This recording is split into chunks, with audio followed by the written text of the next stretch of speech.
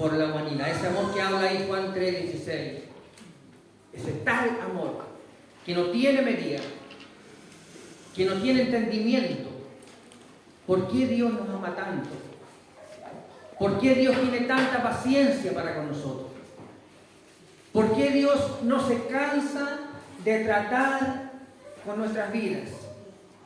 ¿Por qué Dios no se cansa, al igual que el alfarero, que nos empieza a formar, pero cuando ve algo que no va bien y tiene que sacarlo de nuestra vida, no solamente lo saca, sino que desarma todo, al igual que el alfarero, desarma todos nuestros argumentos, todos nuestros pensamientos, todos nuestros razonamientos.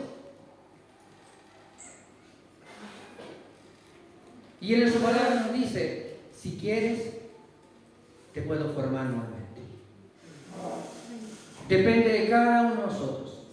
Si quiero que el Señor me desarme y me empiece a hacer de nuevo. Y las veces que sea necesario. Porque en esta tierra, mi hermano, vamos a estar batallando, luchando por la carne hasta que el Señor venga. Mire qué palabra de esperanza. Pero ¿dónde está la diferencia? En que tú y yo tenemos a este Dios amoroso, que como cantábamos recién, al igual que una gallina acurruca, arrulla a sus polluelos con su ala, los cubre, así también Dios lo va a hacer con nosotros. Amén. Caigamos una y otra vez, le fallemos una y otra vez, si nos arrepentimos de corazón, ahí el Señor nos dice, y pon tu nombre ahí, ven para acá. Sí, ven para acá, Carlos. Ven para acá, Macarena. Ven para acá, Isabel. Aquí tienes que estar. Yo te voy a cubrir. No son tus buenos deseos, no son tus buenas intenciones, no es tu fuerza. Es con mi espíritu, dice el Señor. Amén. Sí, Señor. Cuando leemos ahí en Timoteo, y Pablo le escribe a Timoteo y le dice, mira Timoteo, tienes que saber esto, que en los postreros tiempos, y hace todo un listado del carácter del hombre en los postreros tiempos. En estos tiempos, mi hermano, en estos tiempos que estamos mirando, estamos viviendo. ¿Hace cuánto escribió eso Pablo? Un montón de años. Ahí los más entendidos saben yo en la cantidad de años, pero yo creo que más de 1500, 1000 años, si es que no fue más. Escribió esta carta, Pablo a Timoteo. Esa palabra no era para ese tiempo, aunque ya había maldad igualmente, obviamente, sino que es para este tiempo, mi hermano. Y esa profecía que Pablo dijo se está cumpliendo ahora. La estamos viendo ahora. Hijos desobedientes a sus padres, hombres y mujeres amadores a sí mismos, que no quieren saber nada de Dios. Hoy en día es fácil predicar. Hasta ahora, gracias a Dios, en nuestro país tenemos libertad de culto. Podemos parar en una calle, al igual que nuestros hermanos pentecostales, y predicar. Podemos mandar el mensaje a través de las redes sociales. Se puede todavía. Pero hay mucha gente que no quiere del Señor. No quiere pagar el sacrificio de rendir su vida al Señor, renunciar al mundo y rendirse a Cristo. Hay mucha gente que sabe. Hay hombres y mujeres, hay jóvenes, señoritas, y por qué no decir niños, que saben que necesitan del Señor. Hoy en día la solución no es mejores leyes, más bonos, ni más ayuda económica, que si bien es cierto, cuando llegan ayudan. Pero también debemos ser bien conscientes, como dice ese dicho popular, es como pan para hoy y hambre para mañana. El hombre hoy en día lo que más está preocupado es de saciar su necesidad material, su necesidad física, visible, de tener todo controlado económicamente, pero no se preocupa de su gran hambre espiritual, esa hambre del corazón, esa hambre del alma, esa hambre de la mente. ¿Cuánto hoy en día no están tomando pastillas para dormir? ¿Cuánto hoy en día no están tomando pastillas para tranquilizarse, para la ansiedad y tantas otras cosas más? Usted pide una hora a un psicólogo ahora y no se la dan para ahora en la tarde o para mañana. Se la dan para semanas, para meses, porque están saturados. La gente necesita algo, pero ese algo lo están buscando en el lugar equivocado. Eso es lo que estamos viviendo hoy en día, mi hermano. Y saben ustedes que cuando Pablo escribe aquí a Timoteo, era para que Timoteo también lo predicara a las iglesias. En la iglesia también se manifiesta el carácter del hombre, del ser humano, como lo demuestra, lo caracteriza ahí Pablo en Timoteo. Hay muchos cristianos hoy en día que están cansados, que no tienen ánimo. Hay muchos cristianos que hoy en día reaccionan como no deben reaccionar. Una vez un pastor contaba que le gusta mucho manejar su vehículo en forma un tanto acelerada. No, otro pastor, no es el pastor de nuestra iglesia, no es ni el pastor Juan ni el pastor Rodrigo, no, otro, de hecho, de otro continente. Le gustaba mucho manejar su vehículo, le gusta mucho manejar su vehículo a velocidad, y en una se para en un semáforo así, y justo da la luz verde para que pase el peatón.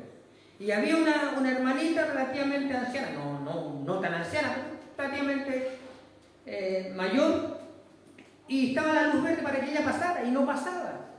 Y el pastor le decía, y nada, la hermana miraba la persona, se dio cuenta que lo quiere. Y no pasaba la ancianita, y el pastor, incluso el pastor, ya, como no hacía, yo dije, a lo mejor por el reflejo del vidrio no ve, saca la cabeza por la ventana y me hace, ya, pues señora, pase luego, no tengo tiempo, tiene la luz verde.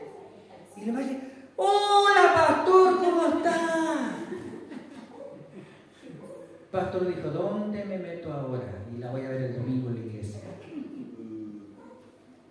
Hasta nosotros, mis hermanos, nos puede alcanzar el carácter de los hombres en estos últimos tiempos.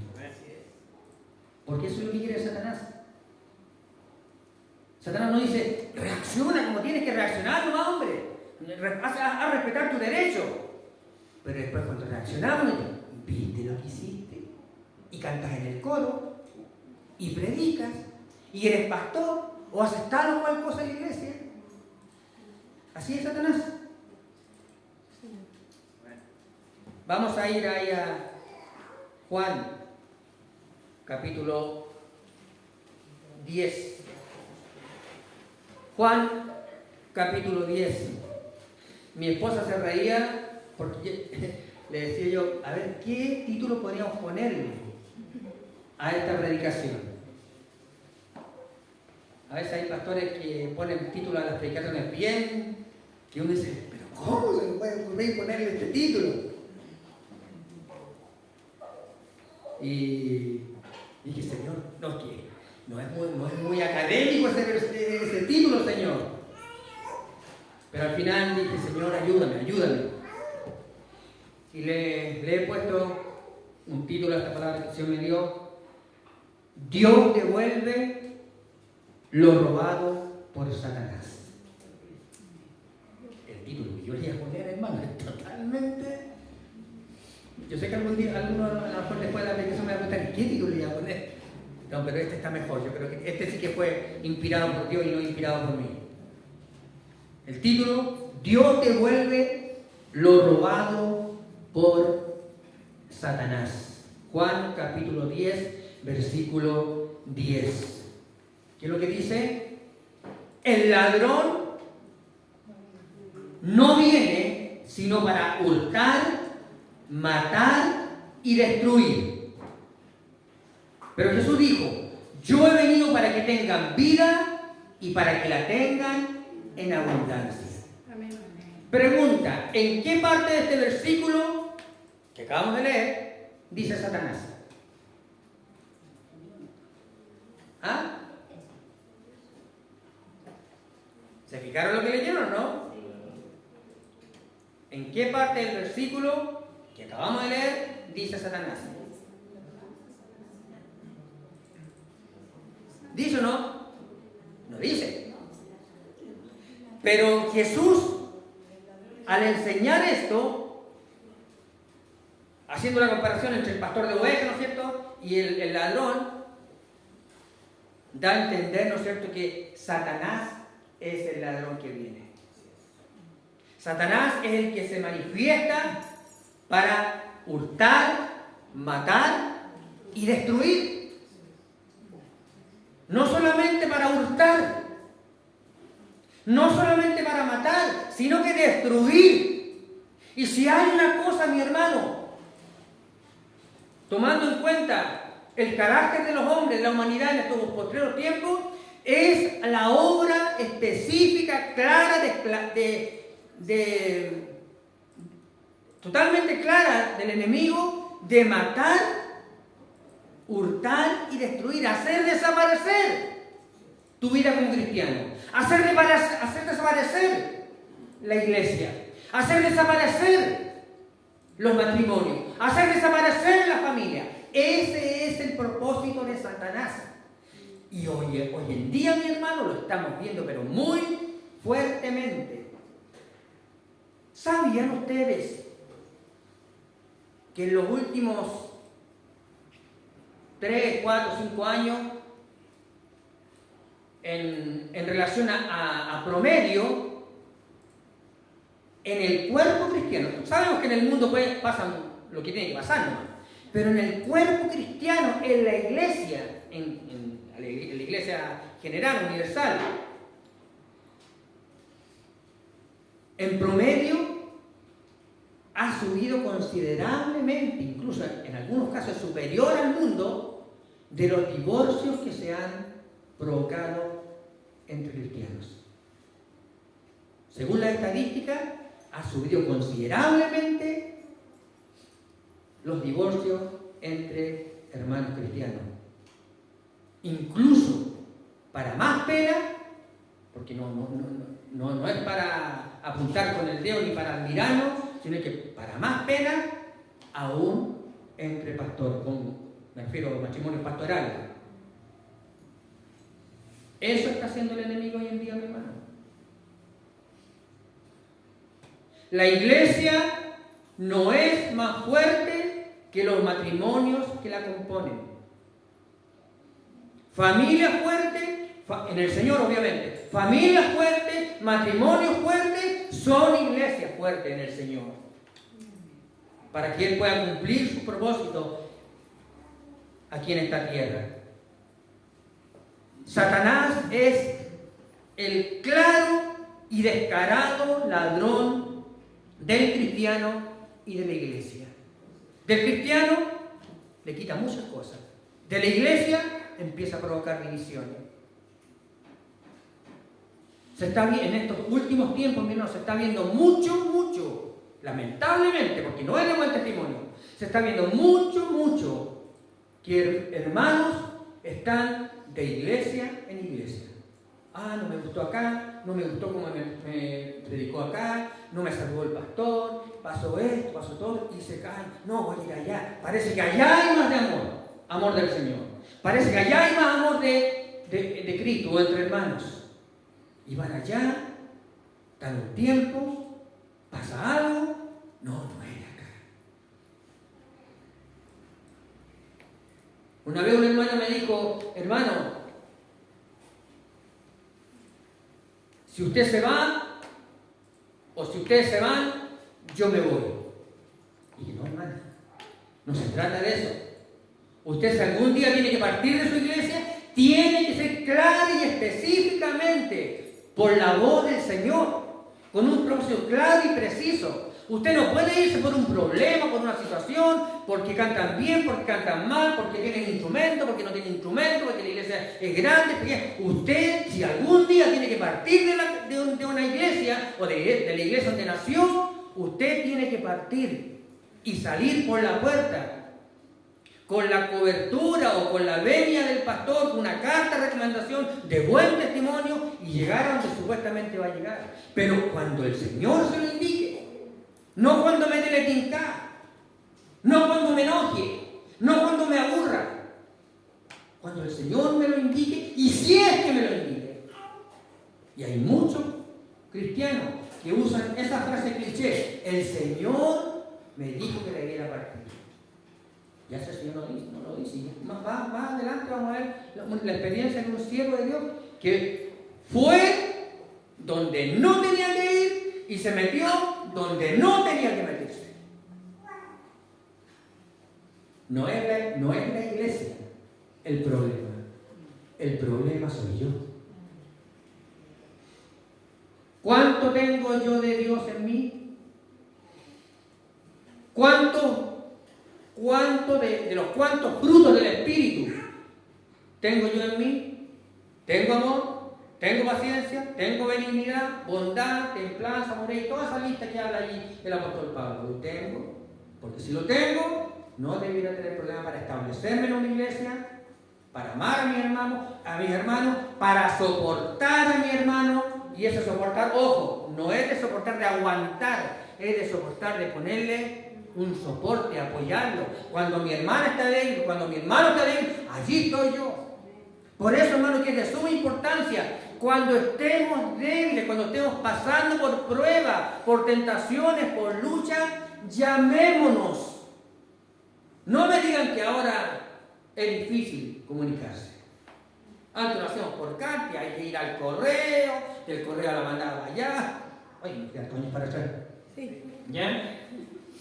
Pero ahora no. Tú aprietas un botoncito, escribe algo, o audio si no quieres escribir, ¿no es cierto? Y lo aprieta un botoncito, ¡pum! Se mandó ya los segundos, minutos, ya la otra persona recibe la. Llamémonos, apoyemos. La iglesia, mi hermano, que somos tú y yo, no es solamente aquí. No es solamente en este edificio precioso, bonito, que cada día los hermanos maestros lo están dejando más bonito. La iglesia no es aquí. La iglesia somos tú y yo aquí. Y en la quebrada. No, ustedes lo dijeron. Aquí y en todas partes. Ah, qué espiritual. Mi hermana, mi hermano, no nos despreocupemos los unos de los otros. Llamémonos. Aunque se me decirlo, hola hermano Víctor, ¿cómo está? ¿Tiene algún motivo de oración? Sí, mi hermano. Y no es necesario que especifiquemos el motivo de oración. Ore por mi hermano, que estoy pasando por un momento difícil y punto. No nos pongamos, pero dígame, ¿cuál es el problema? ¿Se peleó con la señora? ¿Se peleó con el vecino? No, hermano, hay que ser prudentes también. No, tranquilo, yo voy a orar por ti. Sí, Señor. Yo voy a orar por ti, mi hermano. No te sientas solo. Y yo voy a llamar a otro hermano para que también ore por ti. Y ahora están los grupos, las células de oración. Mi hermano, en estos tiempos donde el enemigo está sacando pero toda su artillería para robar al cristiano, para robarle la comunión de la iglesia, es cuando más debemos estar unidos, cuidándonos. Satanás roba la comunión con Dios, roba el gozo de la salvación y la paz. Repito, roba la comunión con Dios, el gozo de la salvación y la paz. ¿Cómo roba la comunión? Ya no encontramos tan necesario orar todos los días. No, sí, estoy bien de salud, estoy bien económicamente, tengo trabajo, tengo mi autito, mi casita, mi departamento. No, estoy bien, no necesito tanta oración. Quizás tú, entre comillas, quizás tú no necesitas tanta oración, pero hay otros que la están pasando muy mal que necesitan tu intercesión, mi intercesión por ellos. Satanás empieza a robar la comunión. Y cuando empieza a robar la comunión, mi hermano, no nos damos ni cuenta cómo nos empieza a alejar de Dios. Cuando dejamos de leer la Biblia, nos empieza a alejar de la voz de Dios. Poco a poco. Yo siempre he dicho, Satanás no tiene ningún apuro para alejar o hacer caer a un cristiano. No tiene ningún apuro. No se desespera. ¿Sabes cuándo se desespera Satanás? Cuando tú y yo doblamos las rodillas y reconocemos, Señor, te necesito. Te necesito. Tengo lucha, tengo pruebas, tengo tentaciones, me cuesta superar esto, me cuesta trabajar en mi carácter, Señor. Cuando tú y yo doblamos las rodillas es cuando Satanás le da un ataque de epilepsia, con el respeto que se merecen las personas pero para que entiendan la idea. Lo que más se preocupa es cortar la comunicación o la comunión con Dios. Y al cortarla, ¿qué pasa con nosotros? Nos debilitamos. Empezamos a luchar con nuestra fuerza. No, si esto lo puedo controlar. No, si este pecado, yo sé que lo estoy mirando, pero no, hasta ahí nomás. No, si yo sé hasta dónde tengo que llegar. Ese es el engaño más grande de Satanás que puede hacer con nuestras vidas. Claro, el espíritu está dispuesto a hacer la voluntad de Dios. Pero ¿qué es lo que es la debilidad? La carne. ¿Se acuerdan el ejemplo? Mira, si esto partió desde el Génesis. ¿Qué le dijo Dios a Adán? De este árbol, ¿cierto? Comerás, pero el que está en el centro del huerto no comerás. Esa fue la única orden. Nada más, no le puso mayor problema ni mayor complicación. Solamente de todo puede comer, pero menos de él. ¿Qué hizo Eva? Fue para allá. Vio que el fruto era atractivo, apetecible. Ella por eso, sí, por ahí. Y podría estar ahora, ¿no es cierto? ¿Pero qué es lo que hizo? Lo miró, lo admiró, lo tomó y lo comió. Mi hermano, nunca va a ser valedera la excusa de que no alcancé a decir que no. No alcancé a arrepentirme. No, nunca. Ese es otro engaño del enemigo. El Espíritu Santo siempre nos está diciendo: Carlos, ¿por dónde estás caminando? Carlos, ¿cómo estás caminando? Carlos, ¿qué te estás permitiendo? Siempre va a estar la voz del Espíritu Santo. Y yo se lo digo por experiencia propia. En el día, en el trabajo, en la cocina, en el medio de la olla, en el baño, en la noche, en madrugada, quieras tú, no quiera yo, el Espíritu Santo nos va a estar hablando. ¿Qué pasa con esto, Carlos?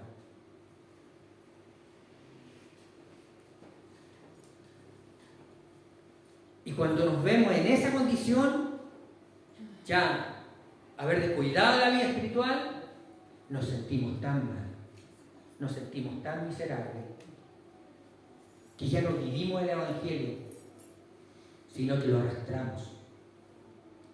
Y el Evangelio no es para arrastrarlo ni sufrirlo en el sentido de que sea un peso, que sea una carga, sino que el Evangelio es para vivirlo, porque son las buenas nuevas de salvación de Dios para nosotros y para la humanidad.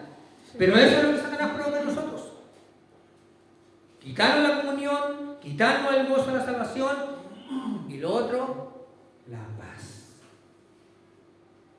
No estamos tranquilos, andamos sobresaltos, no hay paz en nuestro corazón, no hay gozo, hay angustia.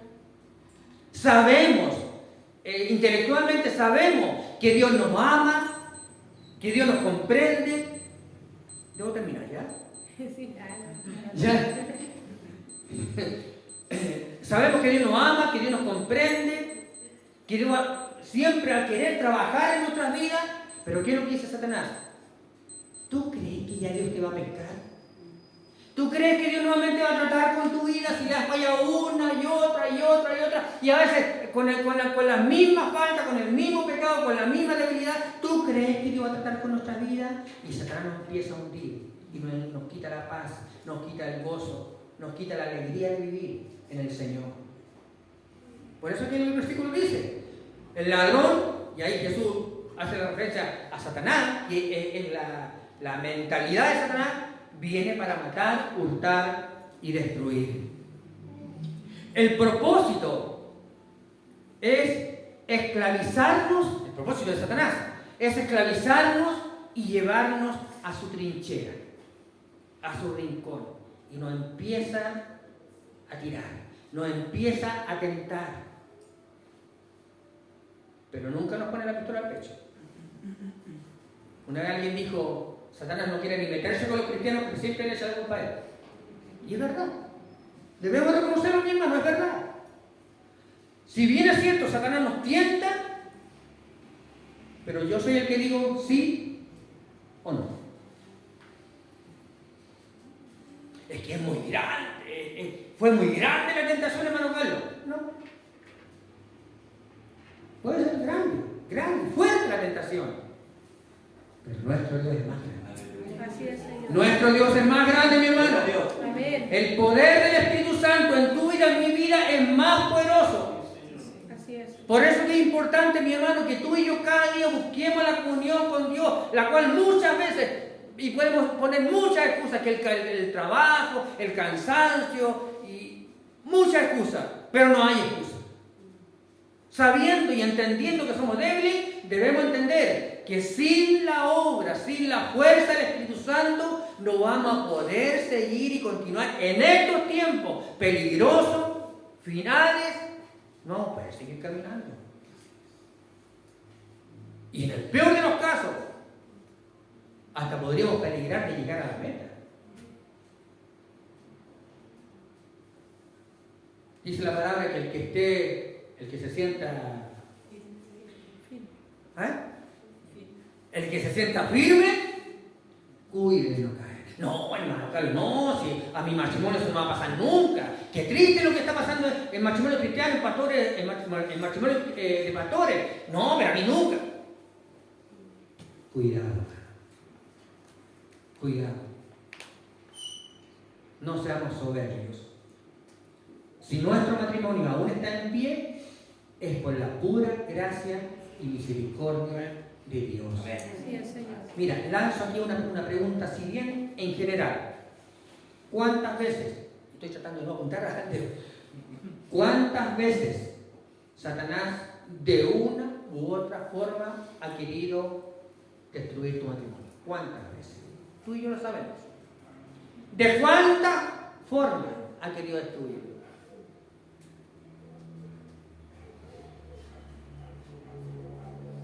¿Y por qué todavía estamos? Espero que no sea por costumbre, sino que sea por la pura misericordia de Dios, por la pura gracia de Dios, porque hemos orado, nos hemos derramado una y otra vez. Señor, haz un milagro en mi vida, haz un milagro en mi esposa, haz un milagro en mi matrimonio, Señor. Hay algo que está fallando, pero tú puedes arreglarlo. Y ahí el Señor empieza a trabajar en nuestras vidas. Ahí el Señor a cada uno le pone una palabra, ¿no es cierto? Sigan adelante.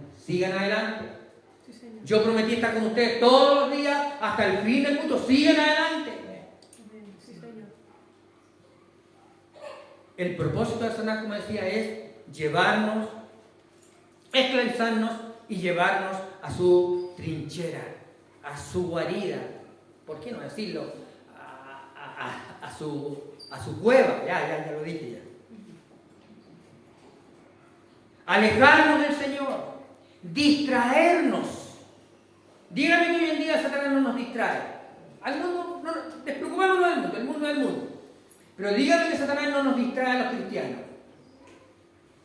¿Usamos el mismo tiempo que usamos para los juegos del que usamos para el Señor? ¿Usamos el mismo tiempo que dedicamos a la televisión que para el Señor? No digo que estos juegos que hay en los celulares o por conmutación, no digo que sean malos, así malos, y que nunca lo hagan, no. Uno también puede tener su distracción, jugar al dominó, a las cartas, no a la Wii, pero a las otras cartas, al 15, a la brisca, no sé, ¿ya? Distraerse, juegos de salón, de ludo, de dama, de ajedrez. Uno se puede distraer. Pero cuando ese juego empieza a ocupar más tiempo, y más tiempo, esa distracción empieza a ocupar más tiempo, y a veces, la otra vez con mi esposa nos enteramos y nos dio pena. Pero dijimos, esto no es normal. Niños de 5, 7, 8, 10 años, niños de madrugada jugando con juegos. ¿Es normal eso? Para un cristiano, para un niño, para un joven, para un adulto, eso no es normal. Yo digo, la responsabilidad de los papás, porque esos papás pueden decirle a su hijo, mira hijo, así como estuviste hasta las 3, 4 de la mañana jugando, y mañana va a estar a las 3 de la mañana orando. Te va a bajar de tu cama y te va a orar. Pero papá, a las 3 de la mañana, ¿cómo voy a jugar? Mi hermano, eso es lo que, de esa y de muchas otras formas, Satanás está distrayendo al cristiano, a los matrimonios, a cada uno de forma individual, a los jóvenes, a los niños. Él nos distrae. ¿Para qué decir cómo nos distrae o nos atrae? Con el pecado. No, si no es tan malo. No vas a ser el único que lo va a cometer. Nadie va a saber. Nadie te va a ver. Y cuando menos pensamos que nos ven, alguien nos ve. Pero por sobre todas las cosas, el Señor lo está viendo. El Señor lo está viendo. Satanás nos distrae. No, si vas a llegar hasta ahí nomás. Son verdaderas cadenas. Con mi esposa hace un par de años atrás, en el Templo Central, participábamos en el ministerio, en el grupo de teatro, y hacíamos unas obras, qué sé yo, y usábamos unas cadenas también, simulando cómo Satanás nos esclaviza, que no es una sola cadena, mi hermano.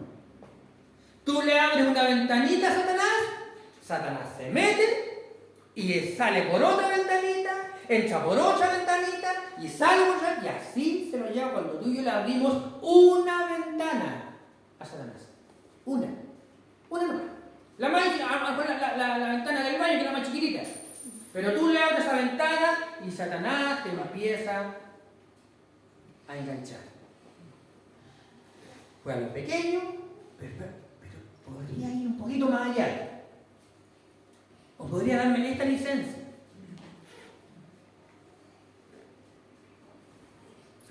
¿Para qué nombrar la historia del hijo pródigo? Todos la conocen. No, si voy y vuelvo, dijo el hijo pródigo. Voy a pasar, voy a ir un tiempo.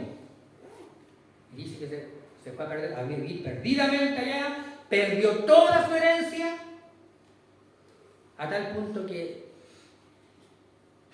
por su determinación, Satanás lo hizo comer con cerdo, hasta comía de cerdo. Eso es lo que hizo Satanás con nosotros. Al principio no nos muestra lo malo, lo feo. Bien nomás. Una canita al aire. Mi hermano, el cristiano que se da una canita al aire es un cristiano que se va a enredar con cadenas, Satanás, y va a ser bien difícil, no imposible. En el Señor nada es imposible, ¿amén? Amén. Pero va a ser bien difícil y que puede llevar semanas, meses, años en que se rompan esas cadenas. Porque la carnalidad del ser humano le toma el gustito al pecado. Le toma el gustito a estar lejos de Dios.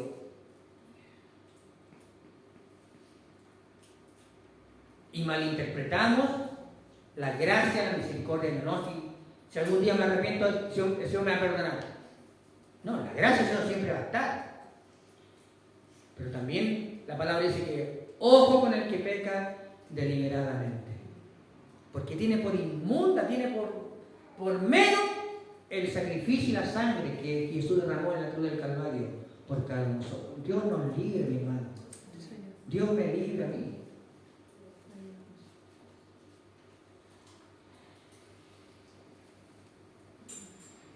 El propósito de Satanás es alejarnos del Señor, distraernos, desacreditarnos y desanimarnos. Mira aquí, perdón por usar este término, que es canalla Satanás. Porque después que nos tienta, nos atrae, caemos, nos sentimos mal, nos sentimos indignos. ¿Quién me va a querer ver el Señor? Y incluso para rematarla, dejamos de venir a la iglesia. Cuando más necesitamos venir a la iglesia. Pero es que, hermano Carlos, ¿cómo voy a ir así a la iglesia? Cometí este pecado, cometí esta maldad. ¿Cómo voy a ir? ¿Con qué cara? Con esa cara. Con la que Dios un día te dio cuando nací. No con otra. Porque si vienes con otra cara, estás siendo hipócrita. ¿Qué es lo que dijo Jesús? Versículo tan conocido. Venid a mí todos los que estáis arregladitos, con su vida ordenada, sin pecado, y lo vamos a pasar bien. ¿Así dijo Dios? ¿Jesús? ¿Qué dijo? Venid a mí todos los que estáis trabajados y cargados, y yo os haré descansar. El Señor, cuando tú y yo, el Espíritu Santo nos convence, nos redarguye de pecado, es el Señor a través del Espíritu Santo que va a empezar a trabajar en nuestras vidas. Si tú y yo le dejamos hacerlo. El salmista David bien claro lo decía: al corazón contrito y humillado, tú no desprecias. La parábola del fariseo y del publicano: mira, Señor, yo no soy como estos pecadores. Doy el diezmo a él y acá, y le dio todo un listado de lo que hacía el fariseo. Pero el publicano, ¿qué es lo que decía? Señor, sé propicio. Ten misericordia de mí que soy pecador. ¿Quién salió justificado primero? El publicano. Porque el que se humilla será levantado, pero el que se enaltece será humillado. Mi hermano, tú y yo, las veces que sea necesario, podemos ir a la presencia del Señor y decir: Señor, perdóname. Perdóname, Señor, porque nuevamente te fallé. Mi carne es débil, Señor. Esta cabeza dura les cuesta entender de que no es con mis fuerzas, sino que con tu espíritu, con tu presencia cada día en mí. Cuando fallamos al Señor, cuando pecamos, Satanás nos desacredita. Tú ya no sirves.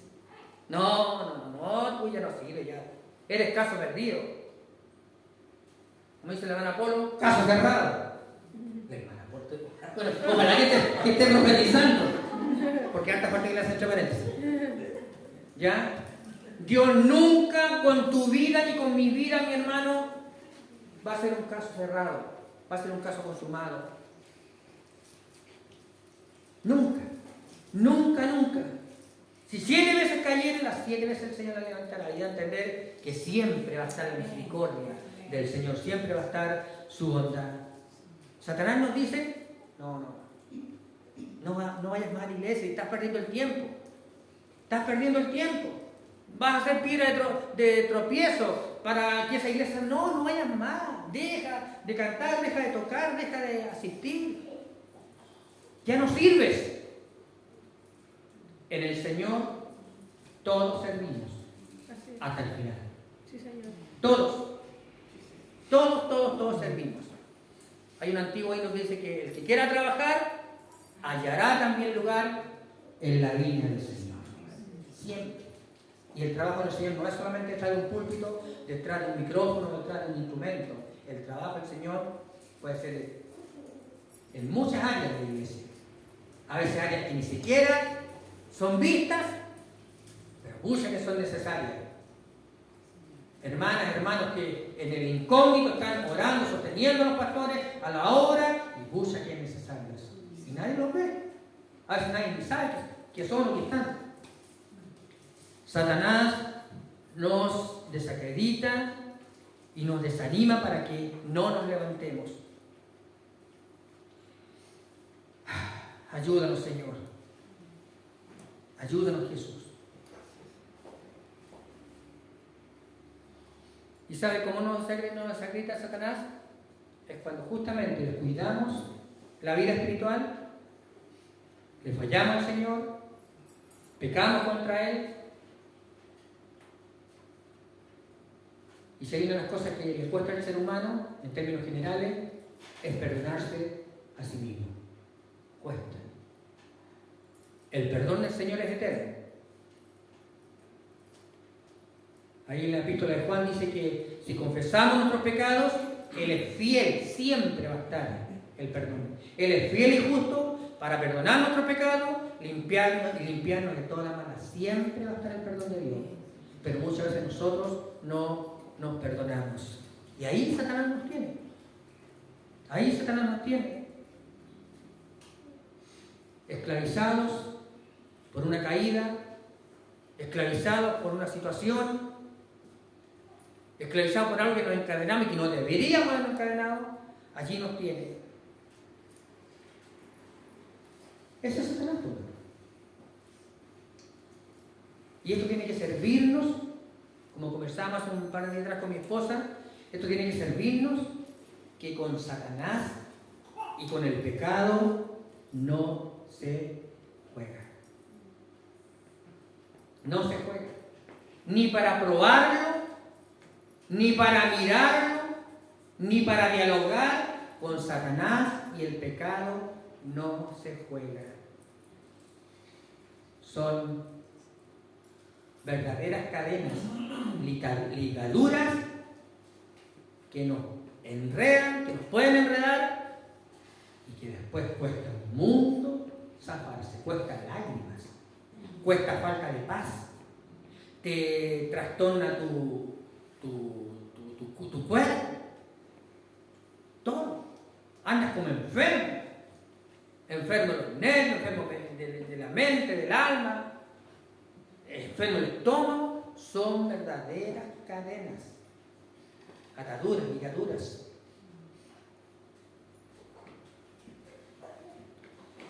Pero hay una buena noticia, para que vayan a almorzarse mejor.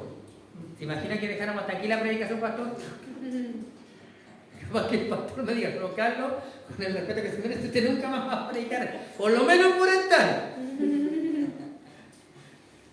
Pero hay esperanza, mi hermano.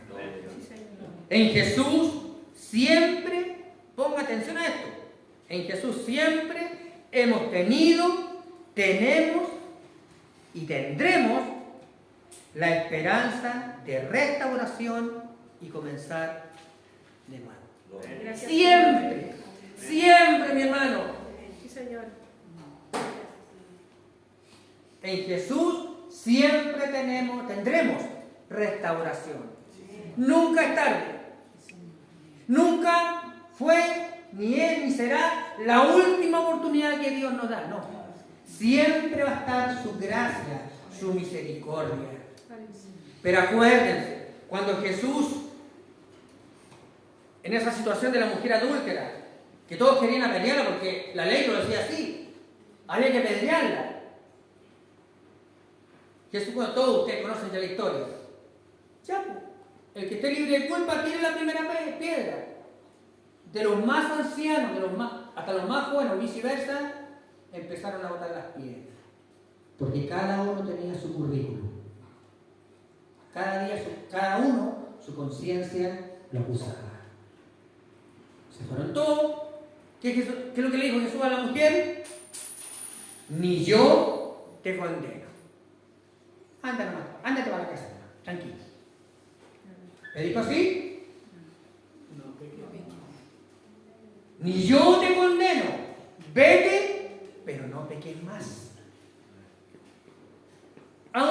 paralítico. También, yo te sano, pero no peques más, para que no te venga algo peor. Mira que es amoroso el Señor. Hermano, lo que podamos estar pasando, un pecado, una adicción, una tentación, una lucha, puede ser ahora de este nivel. Pero si no nos arrepentimos, si no cambiamos, si no nos desligamos, cortamos, rompemos esa atadura en el Señor, puede venir algo peor. Puede venir algo peor.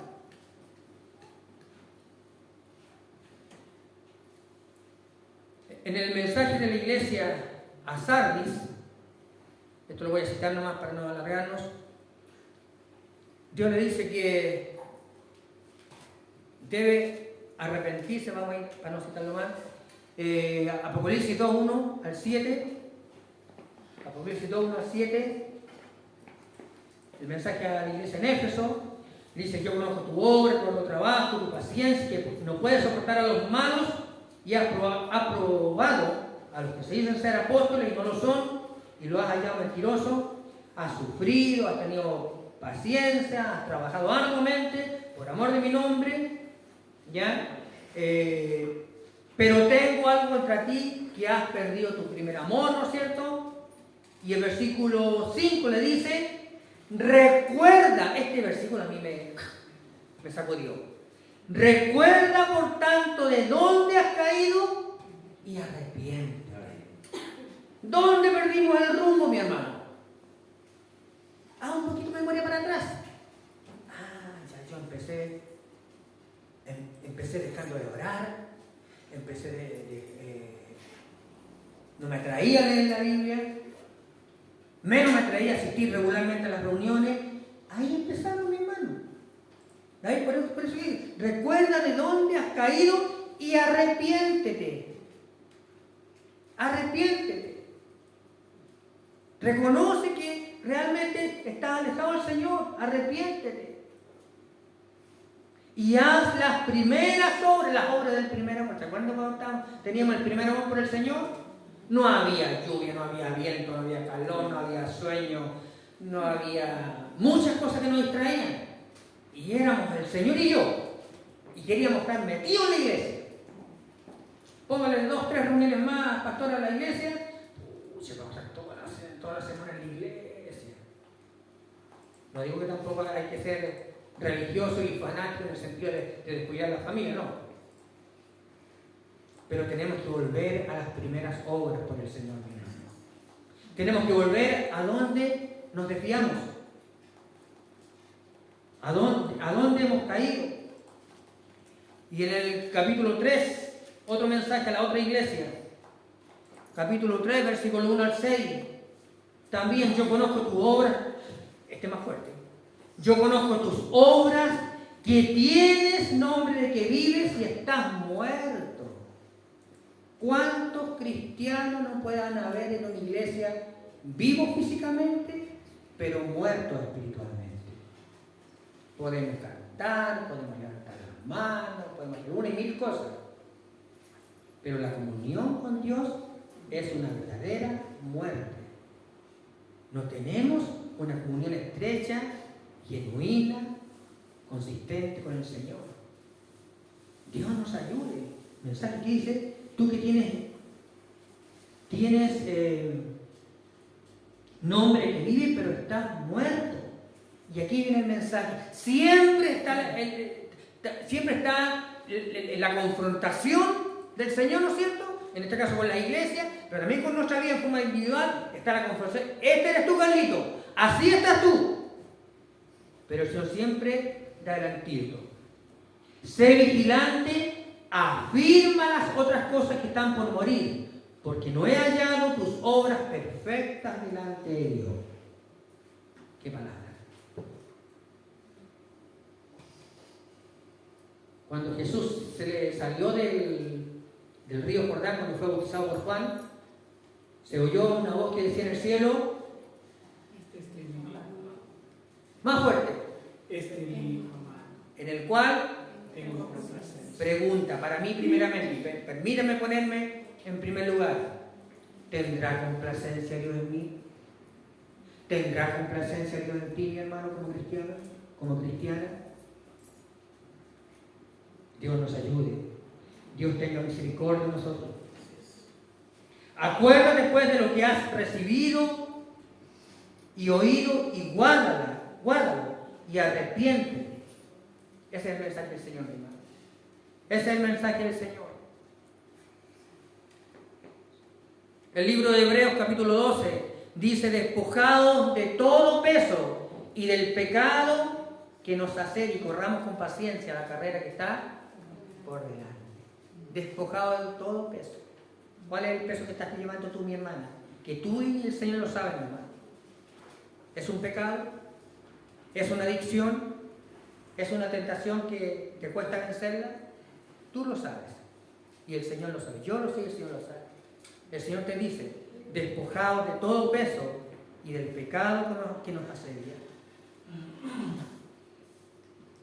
El libro de Juan dice que si el Señor nos liberta, verdaderamente seremos libres. Es el Señor. Es el Señor quien nos va a libertar. Con nuestra disposición, sí.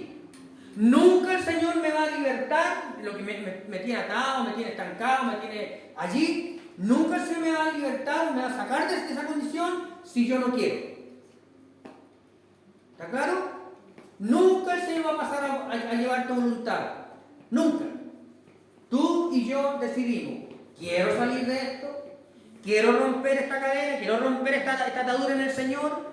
Si elijo libertar, si el Señor libertare, verdaderamente seréis libres.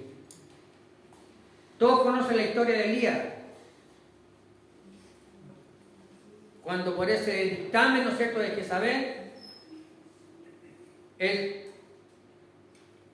cometió dos errores, Elías. Ahí en Primera de Reyes 19:9. Primera de Reyes 19:9. Primero se fue donde nadie lo envió.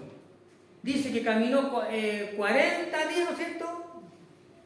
Y nadie lo envió. Dice que él iba arrancando porque temía por su vida. Y el Señor ahí en un lugar se detuvo, descansó, algo comió. Y después emprende el camino y sigue caminando. Y para rematarla, se metió donde Dios no tenía en sus planes llevarlo. Si bien es cierto, ahí Dios en su misericordia se manifestó, pero no tenía la dirección de Dios para ese medio. Se fue a meter a una cueva. ¿Y cuántos hoy en día están metidos en una cueva de situaciones? Dios no lo envió ahí. Y Dios ahí en su misericordia le dice, hay dos cosas que me llamaron la atención de ese pasaje. Dios le dice: Elías, ¿qué estás haciendo aquí? ¿Quién te mandó? Pero el Señor, y trató de, si el ser humano somos muy especial, siempre tratamos de justificarnos. ¿Podremos justificar ante Dios? Pero siempre, es que Señor, mira, yo caí, yo cedí, es que por esta otra situación, la tentación o la situación fue más grande que mí y tuve. No tuviste, decidiste ceder. Decidiste meterte donde no debía estar, donde menos Dios te había enviado. Y Dios en su misericordia le dice a Elías: sal de ahí, hombre. ¿Por qué estás aquí? Y yo te digo, mi hermano, esta palabra primeramente es para mí. ¿Por qué estamos en la condición espiritual en que estamos si no es la voluntad de Dios? En el Señor debemos estar fortalecidos, debemos estar empoderados por el Señor. Y estamos en la condición que cada uno de nosotros podemos estar en este momento. El Señor en esta mañana te dice: sal de ahí, sal de esa cueva. Pero tú decides. Yo no te voy a sacar a tirones, dice el Señor. Yo no te voy a sacar a la fuerza.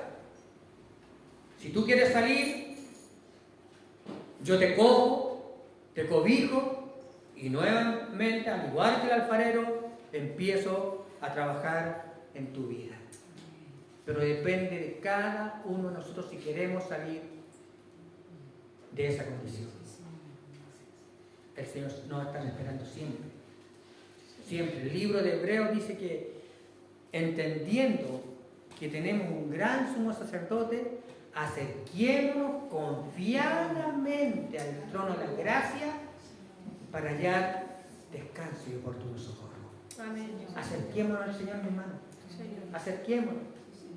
Las veces que hayas fallado, que hayas pecado, por lo que estés pasando, no limita al amor y a la misericordia de Dios. Señor. Acerquémonos confiadamente ante el Señor. Él ya hizo el sacrificio, ya pagó tus pecados pasados, presentes, futuros. Pero aquí nosotros le estamos fallando, estamos necesitando esa misericordia. Acerquémonos confiadamente ante el Señor. Y Él nos va a decir, y aquí pon tu nombre. Ven, ven, Señor. te estoy esperando. Al igual que ese padre esperaba al hijo pródigo que volviera, el Señor me está esperando a mí y te está esperando a ti. Acerquémonos, te voy a rogar que se pongan en pie y vamos a orar al Señor.